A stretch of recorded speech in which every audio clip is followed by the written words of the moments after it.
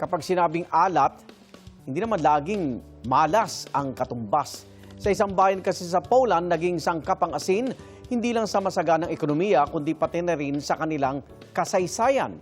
Silipin natin ang isang sikat na salt mine sa Poland sa unang balita ni JP Soriano.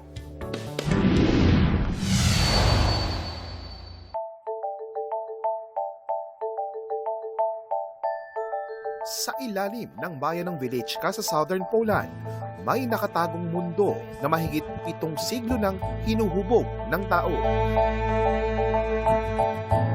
Dinarayo ang isang dambuhalang maze na ang mga dingding, sahig, rebulto at maging mga simbahan ay gawa sa asin.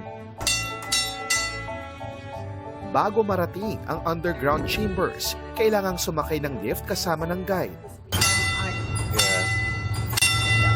And each time I go to the mine, I lick the walls. And I encourage you to lick the walls too. Lick the walls? Yeah, Really? because Habang palalim ng palalim, unti-unting nawawala ang liwanag mula sa ibabaw.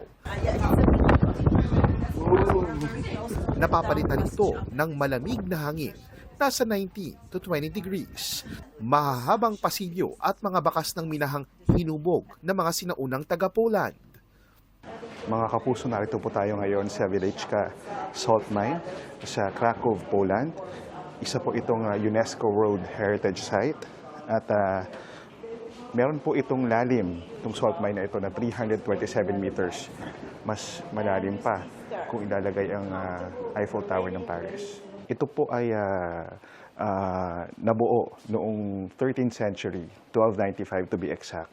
At nag-operate po ito hanggang 1990s. Ibig sabihin hanggang 1990s, naglimina po sila ng asin dito sa salt mine na ito. Makikita rito ang pagbabago ng mining technique sa Europe mula sa medieval period hanggang sa bago nila tuluyang tapusin ang pagmimina ng asin. Hindi lang asin ang hinukay ng mga minero rito. Sa bawat lagusan, nag-iwan din sila ng bahagi ng kanilang buhay mula sa mga lumang puli at kagamitan hanggang sa timber structures na sumusuporta sa mga chamber. At dahil mapanganib ang kanilang trabaho, naging mahalagang bahagi rin ng minahan ang pagtansya kung kailan darating ang panganib. lots of them. That was the best alarm system in the past because when miners saw a crack or heard the sound of wood snapping, they knew that they are in danger. There is serious risk that the roof or walls might collapse on them. So the best alarm system was run away, leave the place immediately. May 9 na level ang Wieliczka Salt Mine, humigit kumulang 205 na kilometro ng galleries.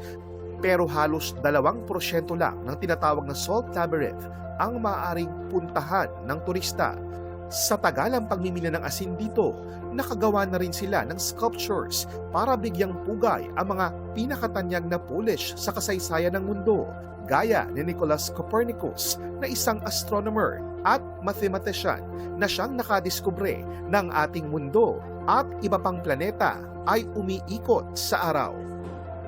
Habang naglalakad, amoy na amoy ang asin sa mga batong pader ng minahan na ayon sa aming guide ay maaaring tikman. Watch me. Yummy. Pure salt, right? So everything is edible. And water. And water. But you have to lick your finger first. Okay. And then? Look, lick it. Okay. Yeah, Yes. yeah. Okay. Malaking porsyento ng mga taga-Poland ay mga Katoliko, kaya gumawa rin sila ng isang underground cathedral na mahigit 100 metro ang lalim. Ayon sa pamunuan ng Wieliczka Salt Mine, ang mga likhang sining dito ay ginawa mismo ng mga minero, patunay na sa gitna ng mabigat na trabaho, may puwang pa rin para sa pananampalataya at sining. Bilang pagpupugay po kay Pope John Paul II, the Saint John Paul II na ngayon, gumawa po ng rebulto at sculpture sa kanya dito sa Wieliczka Salt Mine. Ito pong rebultong ito ay yari rin po sa asin.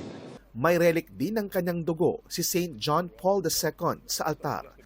Noong 1978, kabilang ang Wieliczka Salt Mine sa mga unang inilagay sa UNESCO World Heritage List. Taon-taon, halos 2 milyong turista mula sa iba't ibang bahagi ng mundo ang bumababa sa makasaysayang Village Salt Mine, kung saan ipinakita na ang asin ay hindi lang ginagamit sa pagkain. Isa itong yamang nagtaguyod sa ekonomiya at humubog sa mga komunidad. Ang Village Salt Mine patunay lang na kapag ang kasaysayan, pinotektahan at pinangalagaan, mapapakinabangan ng mga bansang mismong nag-alaga dito. At mula rito sa UNESCO World Heritage Site na Village Salt Mine sa Krakow, Poland, ito ang unang balita. JP Soriano, GMA News.